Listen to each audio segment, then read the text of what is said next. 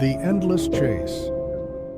Jake darted through the labyrinthine subway tracks, heart pounding as the roar of the approaching train echoed behind him. The world blurred into a mix of graffiti-stained walls, scattered coins, and glaring lights. The policeman, relentless as always, chased him with his growling dog, boots thudding like a metronome of doom. But today felt different.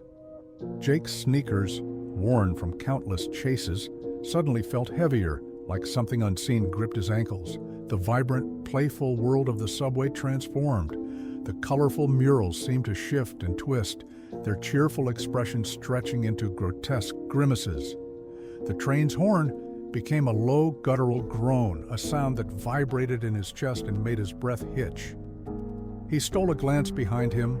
The policeman's face, once a harmless caricature of frustration, was now something far more sinister.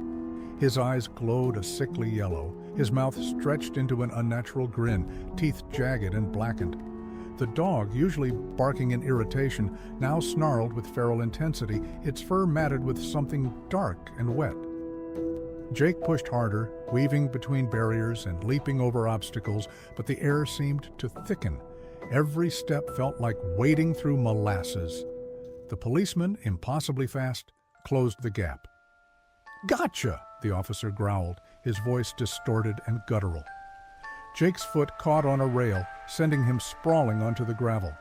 He scrambled to his feet, but the officer was already upon him, his massive hand clamped down on Jake's shoulder, cold as steel. "Let's see how far you can run now," the officer hissed. The world around them twisted further. The tracks crumbled into an abyss, revealing endless rows of skeletons gripping rusted coins. The train above shrieked to a halt, its once colorful cars now skeletal, with windows glowing a malevolent red. Jake screamed, but the sound was swallowed by the oppressive void. The officer's grip tightened and his face loomed closer. His flesh began to rot away, revealing a skeletal visage beneath.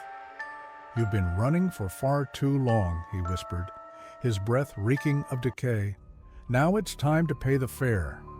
The dog lunged, its maw opening wider than any natural creature should, its teeth spiraling inward like a black hole. Jake's vision blurred, his screams fading as he was dragged into the officer's shadowy grasp. The last thing he saw was the officer's badge, now rusted and bloodstained, with a single word etched into it: collector. Jake was never seen again, but late at night, subway